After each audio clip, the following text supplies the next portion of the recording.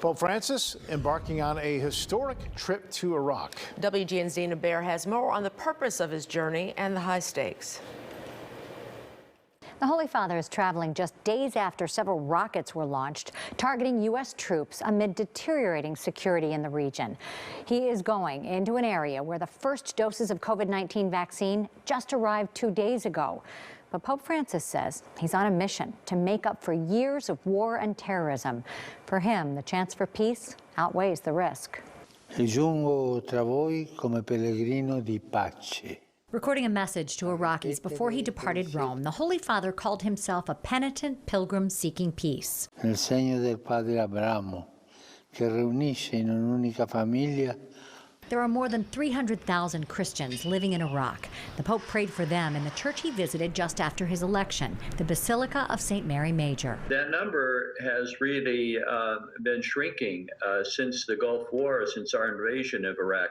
It used to be 1.4 million. Now it's under 100,000.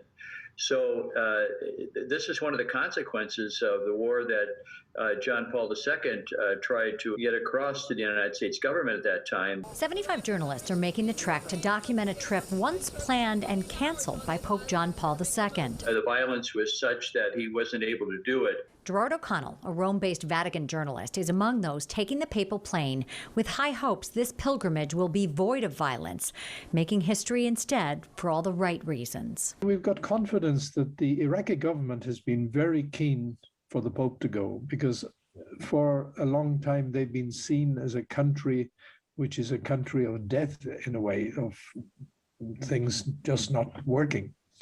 And they hope that he can help it to resurrect. The Pope is walking in the unknown, and we're going with him. And he's got courage and he's got faith, and he believes that his life is in the hands of God. And I think we're in the same boat. Just yesterday, there was an attack there targeting U.S. troops.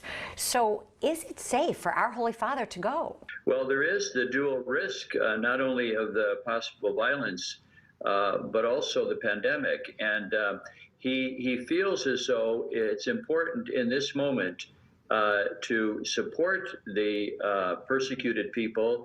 He calls this a martyred land.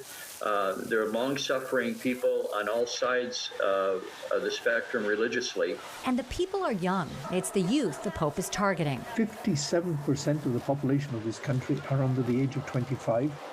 40% are under the age of 15. It's a very young country.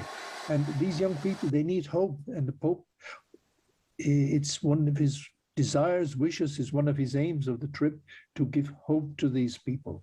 The pontiff will not wave to them from his Pope-mobile, as is customary. Instead, an armored vehicle will transport him with a heavy security detail. I don't think he's naive about the risk, but he's placing his trust in God that this effort can bring about some good. The decision to go now, with virtually no COVID vaccines administered and people likely to gather in masses to see the leader of the Catholic Church, was debated at length in Rome. Is this a super spreader event, not necessarily spreading peace, but potentially spreading virus? The Holy Father wants to make sure that people in the world understand that the only way that we're going to get out of this pandemic, but also of the many tensions that afflict society today and the world, is if we truly encounter one another, if we take the risk of coming together despite the differences that we had. I've asked people in these days before to keep